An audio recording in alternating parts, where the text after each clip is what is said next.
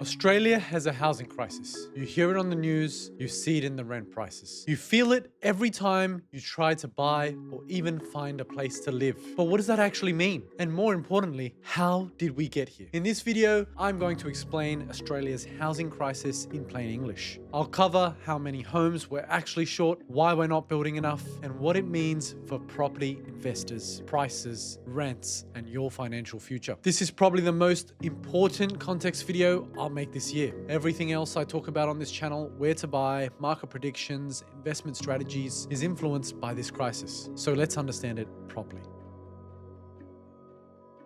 Welcome, ladies and gentlemen. My name is Shawn Singh, the founder of PropSpotter, and I'm here to run you through what the market's doing. So let's start with the raw numbers. According to AMP, Australia has an accumulated housing shortfall of between 200 and 300,000 new dwellings. Let that sink in. The National Housing Accord set a target of building 1.2 million new homes over 5 years from mid-2024. It hasn't even been 2 years, but we're already behind. In the 12 months to September 2025, Australia completed roughly 170,000 new dwellings. To hit the target, we need about 240,000 a year. We're not even close. And the gap is widening, not narrowing. At the same time, population growth has been surging. Net overseas migration peaked at 662,000 people in the year to September 2023. It's since come down to around 423,000, and the government forecasts around 365,000 for 2025 to 2026. That's 1,000 new people each day. It's still a massive number of people who need a roof over their heads. So the math is really simple. More people arriving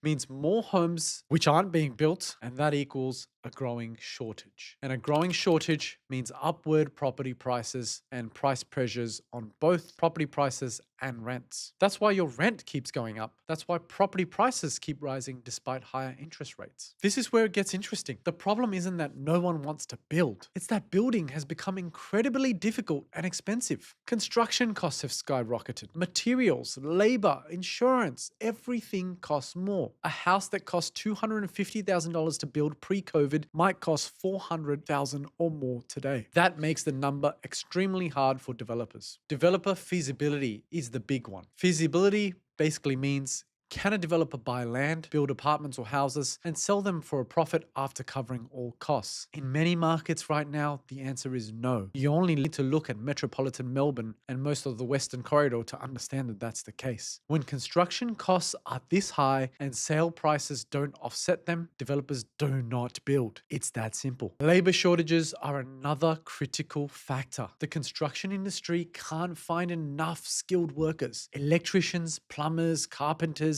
there aren't enough of them. I was personally trying to install a solar system at my own house and had to wait 3 months for a solar installer to become available. Some projects are being delayed by 12 to 18 months just because they cannot find the trades. Planning and approval processes are also painstakingly slow. Getting a development approved through council can take years in some jurisdictions. Every month of delay adds cost, and some projects get killed before a single brick is laid. And finally, stamp duty. Buyers pay tens of thousands of dollars in stamp duty that doesn't go towards housing. In some states, it's $40,000 to $90,000 per transaction for a potential block of land. That's money that could be going to deposits or building costs. So what does this all mean if you're trying to buy, invest, or rent in Australia? For buyers, the supply shortage means prices are unlikely to fall significantly, even if interest rates rise further. There are simply not enough homes for the number of people who need them. This is structural,